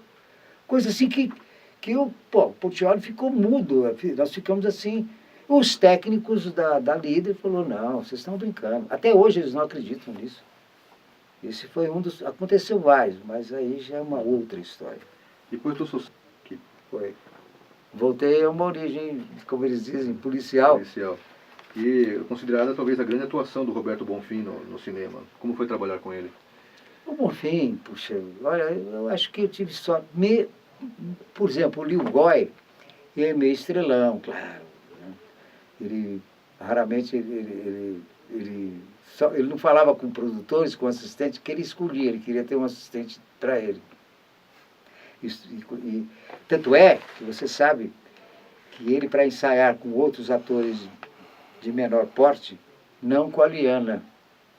Você sabe que tem uma técnica de 1, 2, 3, né? 1, 2, 3, 4, 5, 6, 7, 8, 9, 10. Porque se eu falar assim, eu posso dublar da melhor maneira que for possível. 1, 2, 3, 4, 5, 6, 7, 8, 10. Porque se for dessa forma, eu vou dublar da melhor forma possível. É a articulação bilabial. E isso não é todo mundo que sabe. Pô, tem um texto. E ele falava, não quero saber. Com a Liana ele ensaiava. Com os outros ele falava 1, 2, 3, 4, 5, 6, 7, 8, 9. Pô, o que é isso? Eu sabia disso, mas... Pô. E ele agora, o Nuno, o Cadu, olha, a Joana, não tem, eu acho que eu nunca... Só o Lil Goy que teve isso. Agora, o Bonfim, um maluco beleza, vamos dizer assim, porque ele queria conhecer o Rei da Boca. Quer dizer, um dos reis. Está aí o Boca, vou até assistir, porque é o Hirohito. Porque, na realidade, o Rei da não seria o Rei da Boca, seria os Reis da Boca. É quando há o confronto entre você contar uma história e os personagens reais. Porque ali no quadrilátero era separado. Por exemplo, da Rio Branco até São João, era o Hirohito. Drogas. Da parte da Rio Branco, era prostituição. Quem é? Quinzinho.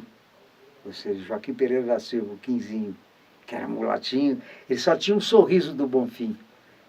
E tinha o Nelsinho da 45, que era, vamos dizer, o segurança, o Brandãozinho, que era o que guardavam as meninas que vinham do interior. Tanto é que houve um fato ali no 69, que jogaram as meninas num poço, bicho, porque a polícia chegou lá para prender e já tinha jogado no poço do elevador. E ele se safou desse flagrante. Já morreu, né? Já morreu todo mundo. O Hirohito está vivo ainda, mas o Hirohito parecia um médico, um cara completamente diferente. Falava bem, um cara intelectual pela marginalidade imposta no quadrilátero ali. Então, o que ocorre? Seria feito a condensação dos 4 personagens num só. E o Bonfim encarou isso de uma maneira assim, ao ponto de, nessa época, o Joaquim Pereira da Silva, o Quinzinho, que o personagem dele era fictício, o nome, nós apenas agradeci nos letreiros. Ele deu todas as coordenadas. O Bonfim, como carioca, quer dizer, o ator não tem nacionalidade, né, bicho? Não é por isso, é que o sotaque dele muito carregado.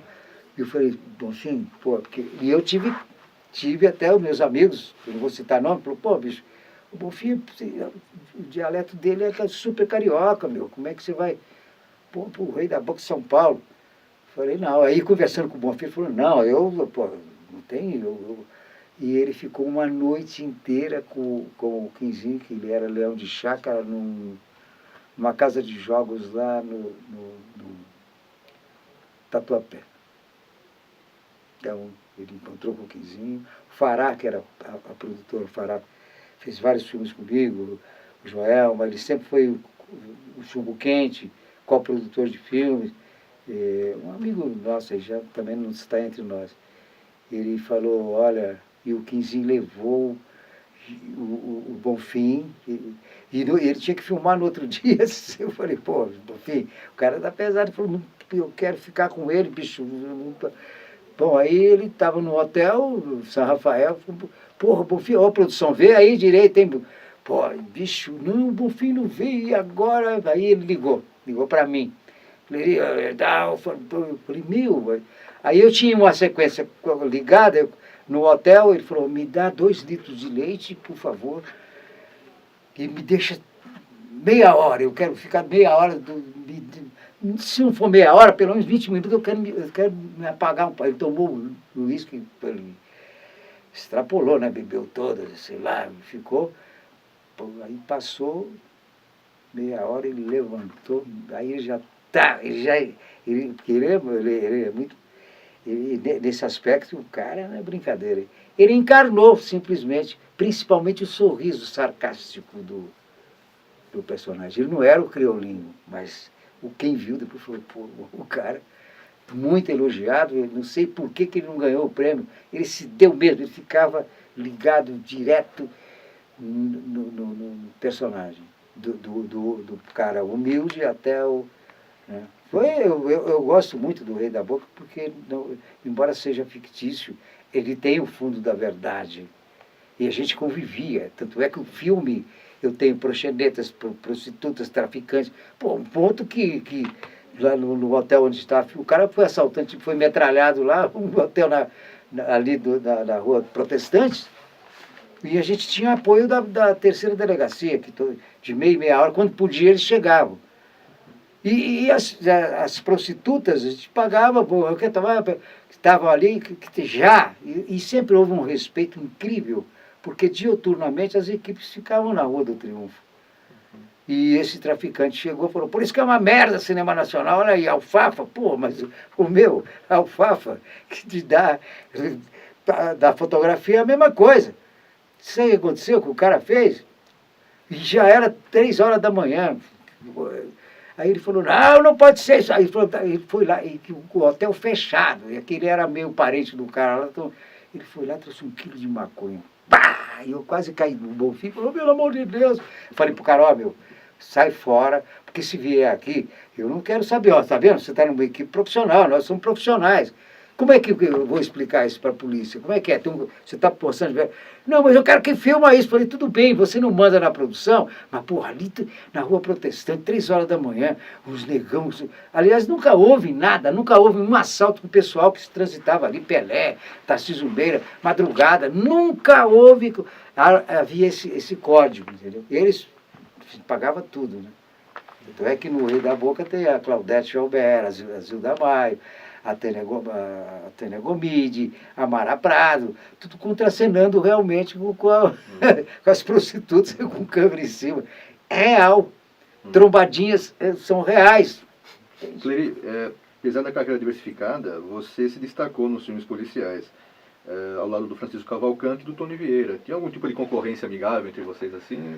Não, sempre foi assim, cara, na hora Claro, talvez esse convívio, talvez eu, no meu caso, dessas participações televisivas da minha origem, do Homem do Sapato Branco, Gil Gomes do rádio e tudo mais, e essas influências todas vieram à tona. E o próprio convívio na Boca, apesar que a gente convivia realmente com... O pessoal jogava baralho lá nas empresas, que ali era todo, o prédio inteiro, era a Embrafilme, a Instituto Nacional do Cinema, depois a Embrafilme. Enfim, a Rua do Triunfo, o comércio fechava, aí entrava as meninas da difícil vida fácil, porque nada fácil ser uma prostituta, não é brincadeira, e a marginalidade, agora o respeito, por isso que eu estou dizendo, nunca houve. E a gente tinha esse convívio. Por que o filme policial? Ele é mais dinâmico, e você tem ganchos maiores no sentido de fazer uma composição, você preparar uma cena de suspense, você ter a articulação do ator interagindo. Você tem que ter uma câmera mais ou menos dependendo do roteiro da história. Então eu dirigi também no Canal 2, teve uma série chamada Juventude Sem Rumo, pelo Canal 2 na época. Aí foi vendido para a Fundação, entrou no ar, E eu comecei, e eram histórias reais que aconteceu e o enfoque seria a juventude perdida, a juventude transviada que tinha nessa época. Não só aqui, como no mundo todo, sempre há a marginalidade. Se você analisar o Rei da Boca, a baixa marginalidade, é até hoje a mesma coisa.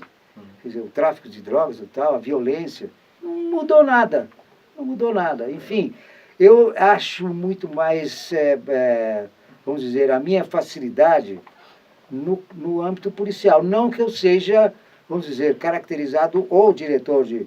Eu acho que o diretor não pode ser, não tem uma característica, ele pode ter um estilo. Estilo, sim. Pode ser qualquer tipo do roteiro ou da proposta de você realizar aquela história. Você pode ter um estilo. Agora, o Tony Vieira, Francisco Cavalcante, o Rubens Prado, nós tínhamos algo em comum porque a realidade da coisa, talvez a maneira de você assimilar por exemplo, o Hugo Giorgetti, meu amigo, ele falou, pô, eu nunca consegui realizar um filme assim, marginalizado, vocês tinham uma facilidade incrível, você estava ali no meio, boa, Hugo, a gente está no meio, você... Né, o Walter Hugo Cury, o Walter Hugo Cury não é brincadeira, o cara super intelectual, o Odi Fraga fantástico, só que o Odi era mesmo do métier, ele gostava de falar, quer dizer, você vai captando essas coisas. O Cury, o máximo que ele fez foi alguma coisa assim no gênero, mas completamente, um gênero violento. Mas ele falava, puxa, vocês são demais, hein? É o caso. Então, eu acho que eu, como o Tony Vieira, somos realmente, e o Francisco Calvo, representativos do filme policial, principalmente do cinema paulista. Sim, Clay, já na fase decadente da Boca do Lixo, você participou de algumas produções junto do Francisco Cavalcante. Inclusive, um deles é um filme pornô, o Que Delícia de Buraco. Depois você fez A Hora do Medo e co-dirigiu com ele esse período que você ajudou o Cavalcante. Foi, porque o Que Delícia de Buraco não tem uma conotação minha absolutamente nada em relação a eu, no meu nome. Apenas era um problema, ele é amigo, então tudo bem. Do Tony Vieira eu participei como ator de umas 4 ou 5 fitas como ator com ele. A gente trocava muitas ideias. Eu gostava, embora ele às vezes ele tinha essa versatilidade de movimentação de câmera rápida e de montagem rápida, de ação vertiginosa. Ele tinha isso. E num personagem que ele se achava no alto ego dele, que é o Charles Bronson, bicho. Ele tinha esse lance. O Charles Bronson, você falava, pô, por que isso? Fala com isso. Não, você tem o bigode, a gente, nos devaneios, a gente tirava sarro com o outro. Mas, aí, ó, a verdade é o seguinte, o Tony Vieira teve, tanto é que quando ele tinha ele como... seja ele bandido ou mocinho, tudo bem, ele era... E tinha a parte cômica, que era o Heitor Gaiotti, e mulheres bonitas, a Claudete, que era a mulher dele, depois teve outras e tal, tudo bem. Quando ele brigou com o Heitor Gaiotti, ele tentou, caiu. O Heitor ficou como um parâmetro de equilíbrio das fitas, entendeu? E foi um negócio de bobeira, os dois sempre foram amigos. E fomos 4, 5 fitas, que era aquele trio, Heitor Gaiotti e tal. E o Tony realmente foi como o Cavalcante, obras do Cavalcante, originalidade do tema, e às vezes até de enquadrações dos atores face ao roteiro que estava se filmando, entendeu? E nós somos realmente isso aí. Eu acredito que não teve páreo para ninguém, não, assim. Embora eu me destaquei mais, porque eu fui mais versátil em temas, mas no tocante ao policial, claro, no SBT eu dirigi um programa chamado Jornal Policial, que foi depois o Linha Direta. Só que o Linha Direta havia uma prestação coletiva para o público, ou seja, de denúncias. Aliás, a equipe do programa, juntamente com a polícia, prendeu vários procura, essa parte nós não tínhamos. O Cabo Bruno, por exemplo, foi uma coisa fantástica na época. Foi assim, normalmente, quando se incorpora numa produção, numa realização de cinema, 3 ou mais diretores, são filmes de episódios. Ou seja, cada um dirige. É muito difícil você, numa obra de um roteiro, de uma história única, você dirigir em 4 mãos. Por quê? Porque todo diretor tem uma concepção, embora o roteiro seja aquele, mas de problema de enquadração. Às vezes você vai abrir uma sequência no geral, ou às vezes você acha melhor estar na mão ali dele fazendo bonitinho agora de filmagem, ou então de que você é um bar, o detalhe de um copo, uma cerveja, enfim. Cada diretor tem a sua concepção para a captação de imagem, seja na sequência que for. Nunca ele bate igual. Pode existir, sim, um consenso do qual os dois possam... Olha, então é assim, assado, você faz isso, tudo bem. Como no caso do Dionísio Azevedo, as externas, eu fiz todas as externas do filme, entendeu? No Chico Cavalcanti, porque no Chico é o seguinte, ele como ator, ele sempre atuou, assim, como em primeiro plano, algum personagem quase central, central, pelo menos de grande peso no filme. Ao contrário da minha participação, sempre foi com outros diretores, sim, mas em filmes meus eu sempre procuro, menos desclassificado, porque era o Bentinho que ia fazer o papel, na hora que ele ficou machucado com o pé, e depois do tornozelo, e eu, era uma sexta para sábado e domingo, eu tinha que terminar esse casarão, de qualquer maneira, e então eu não tinha tempo hábil para... Eu encarei o papel, nunca mais repeti isso. E no caso do Horas Fatais, Cabeças Trocadas, o roteiro meu, o Chico, fora da amizade, aí vem uma questão profissional. Como é que vai ser, Chico? Muito bem. Como você está atuante, e eu também estou no filme, eu tenho um papel de um jornalista televisivo, e até uma homenagem dos dois, do Gil Gomes e hã? Não, do Sapato Branco, Jacinto Figueira Júnior. Eu faço... que o Jacinto entrava no estúdio de uma maneira completamente assim, irreverente. Eu não podia, na época, nem pensar em cigarro. Ele entrava fumando, né? Quer dizer, ele falava, não quero saber, né? Eu tenho vício. Ele foi um tabagista e fumava mesmo. Então ele tinha esse coisa. Então, muito bem, faço jornalista e o que eu combinei com o Francisco Cavalcanti para a gente não dar trombada em nossas ideias e percepções fílmicas. Chico, a sua sequência, eu vou te dirigir. As sequências que eu tiver, vou dirigir. Se eu tiver que partir do roteiro, alguma coisa que você não queira fazer uma externa com outros atores, vão dividir as coisas. E fluiu lindamente. Não teve nada que pudesse a gente... Porque, claro, que eu já vi e sei disso no cinema mundial, né, e coisas desse gênero, porque não dá mesmo. Se você tem um roteiro, você entrega para um diretor. A mesma história, ela é contada, ou a mesma história, só que completamente diferente. Eu já vi essas experiências, escolas de cinema aí, é fantástico. Clery, Então, qual a sua avaliação sobre o cinema brasileiro contemporâneo? eu acho lindo, inclusive esse pessoal aí, tá?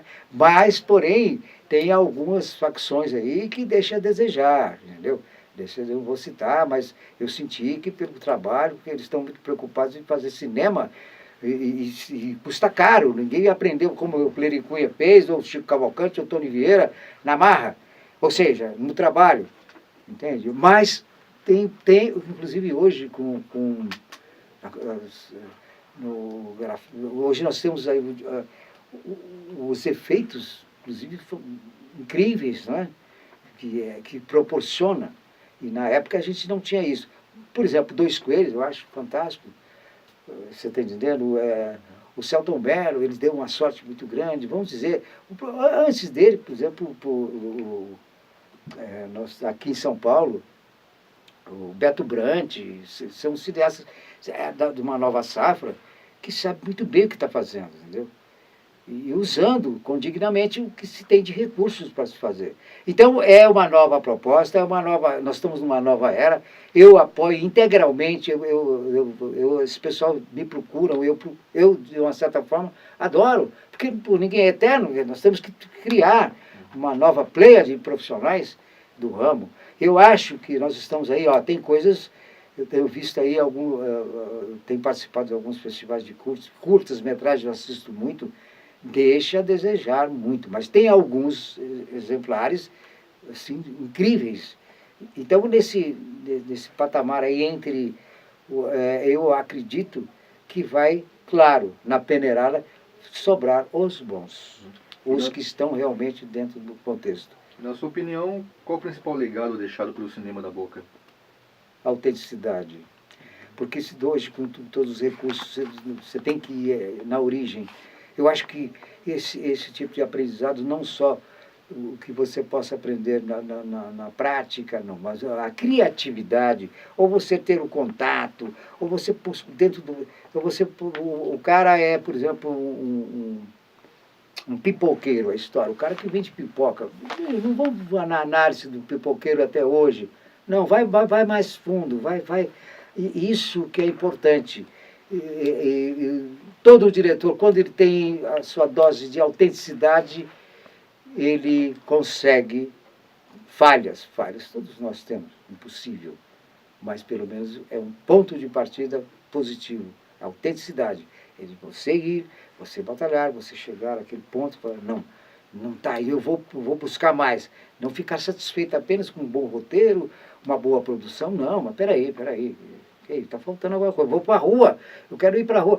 O Noite Ilustrada, por exemplo, um ator que fez 2 fitas comigo, quando ele, na Pequena Órfã, eu estava procurando mercadoria, era o Ari França, da novela. Claro que eu mudei tudo, só ficou o Dionísio e a Patrícia. O Noite ia fazer o Catador de Papéis. E ele fazia show, ainda fazia show, e ele tinha que viajar, era 2 horas da manhã, nós fomos existia a boca das boates ali, e paramos 2 e 3 horas da manhã, aí ele viu um elemento, eu falei, Noite, aí o cara, olha, é mesmo, eu falei, olha, veja bem, aí, quer comer alguma coisa? O cara, o que é? O cara nem conheceu o Noite do Estado Severo. O que é? Por que vocês estão me pagando? Não, tudo bem, o que você quer? Pinga, tal, pá. Aí ele estava debaixo do viaduto e a roupa dele foi Noite, aí pronto. Se liga nesse personagem. Quando eu estou filmando em Imbu, aí passou 10 dias, o Noite ia entrar em cena. Claro, tinham figurinos, o pessoal preparou uma roupa cenográfica para ele, claro, sujo, claro. Você sabe o que ele fez? Pô, ele foi lá, ele pegou a roupa trouxe um monte de roupa do cara. Eu não acredito. Pô, por mais que ele colocasse desinfetante, aquela roupa, eu falei, Deus, Noite, pelo amor de Deus, não, tem que ser autêntico. Por isso que eu falo, autenticidade. E ele vestiu aquela roupa do cara mesmo. E se sentia, ele ficava naquela, entendeu? Isso é uma autenticidade. Ele desinfetou a roupa comigo, 300 mil muquiranos, que o cara dormia encebado. A roupa cenográfica era igualzinha. Só que ele não. Então, a autenticidade de você, é isso que eu deixo, essa mensagem, para que nós tenhamos realmente um novo time, com todo esse acervo que a vida nos mostra. Então, Clary, fale rapidamente sobre essas produções de cunho religioso que você produziu, que você dirigiu. Olha, depois veja bem que coisa interessante, do Joelma, aí eu fui contratado pelas Edições Paulinas para realizar a linguagem cinematográfica, fora do documentário, que seria a origem vamos dizer, de Aparecida, né? E eu tirei de letra, porque era um dos diretores do Aqui Agora, eu tinha essa mobilidade, o documentário, o contrato era 7 dias, mas desses 7 tinha 4 histórias. Luiz Serra, o Jesse, o Alan Fontaine, a Rosa Guimarães, atores, para contar a história do cara que ia entrar a cavalo na igreja. Então era o quê? Era o descobrimento da santa e tal, com linguagem de cinema. Que eu reivindiquei, falei, olha, não dá, é muita...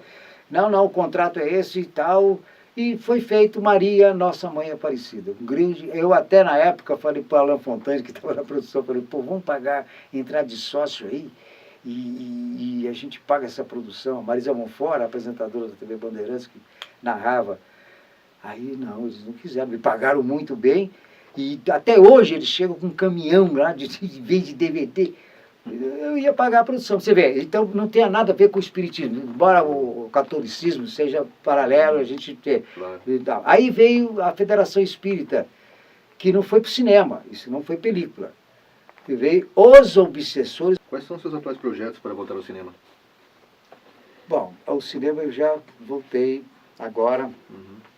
já dentro do projeto até com 2 anos e meio, e vejo que não vou concluir esse ano. Agora, chama Tiradentes City Zona Leste SP. São 3 histórias do jornalista Marcelo Coelho, da Folha de São Paulo. E ele tem o pseudônimo artístico de Voltaire de Souza. Desde a época do Notícias Populares, ele tem mais de 6.000 crônicas microfilmadas. É de uma riqueza, são crônicas urbanas inusitadas, porque ela tem de um extremo ao outro, policial, enfim, burlesco até, o inacreditável, quer dizer, por exemplo, ele vê um cachorro sendo atropelado, ele faz uma crônica. Foi muito difícil reunir, compilar essas 3 histórias. Eu consegui realizar 3, então faltam 10. Eu estou pretendendo, estou com o pessoal de teatro, Denis Derquian, a Luciane Cunha, que é a atriz, produtora, minha filha, esse que eu já filmei, entendeu? Essas histórias mais curtas. Na realidade, estou fazendo, são 13 curtas-metragens diferenciados. Tem agora para filmar o Roberto Bonfim, que é um personagem mais central. Eu tenho aí já, porque, claro, se 3, é claro, eu vou ter que contar com 4 ou 5 elementos de proa. Então, eu tenho já contatado o Roberto Bonfim, a Vida Alves, que fez comigo, que é uma falsa tarô egípcio, que não existe, né? Fajuta.